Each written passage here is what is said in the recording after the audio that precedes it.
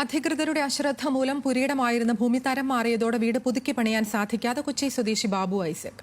തെറ്റ് തിരുത്താൻ മന്ത്രിമാർ നിർദ്ദേശം നൽകിയിട്ടും ഫലമുണ്ടായില്ല. പരിഹാരം കാണാൻ 4 വർഷത്തോളമായി സർക്കാർ ഓഫീസുകൾ കയറിയിറങ്ങുകയാണ് ബാബു. തോപ്പുംപടി കരുവേലിപ്പടി സ്വദേശി ബാബു ഐസക് ജോൺ ജനിക്കും മുൻപേ പിതാവ് വാങ്ങിയതാണ് സ്ഥലവും വീടും. 5.5 പതിറ്റാണ്ടിലേറെ പുരയിടമെന്ന പേരിൽ കരമടച്ചിരുന്നതാണ് ഈ 6.5 സെന്റ് ഭൂമി.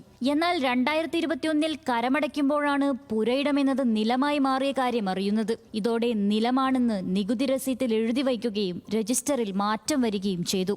ഭൂമി നിലമാണെന്നും അപേക്ഷ നൽകി തിരുത്തണമെന്നുമായിരുന്നു വില്ലേജ് ഓഫീസറുടെ മറുപടി. അതായത് നമുക്ക് അവരുടെ സംഭവിച്ചേക്കണ തെറ്റ് അവർ നേരെ തിരിച്ച് അല്ലെങ്കിൽ മറിച്ചിട്ടിട്ട് ഉള്ള രീതിയിലാണ് അത് ഇൻ്റർപ്രറ്റ് ചെയ്ത് മറുപടി തന്നേക്കണം.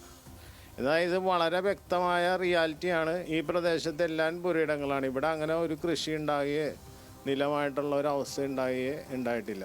രജിസ്റ്ററിലെ തെറ്റുതിരുത്തി ഭൂമി തരം മാറ്റാൻ ബാബു അപേക്ഷ നൽകി. കഴിഞ്ഞ വർഷം ജൂൺ 5-ന് 2 മന്ത്രിമാർ പങ്കെടുത്ത അദാലത്തിലും പരാതിയുമായി ചെന്നു. 1 മാസത്തിനകം പരാതി പരിഹരിക്കാൻ ഫോർട്ട് കൊച്ചി RDOയ്ക്ക് നിർദ്ദേശം. പിന്നീട് എന്ത് സംഭവിച്ചു?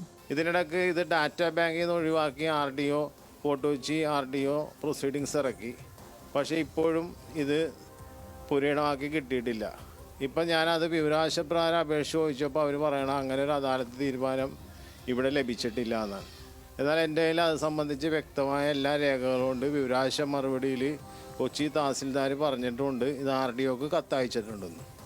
കൊച്ചി തഹസിൽദാർ അയച്ചെന്ന് പറയുന്ന കത്ത് കിട്ടിയിട്ടില്ല എന്നാണ് ഫോർട്ട് കൊച്ചി RDO പറയുന്നത്.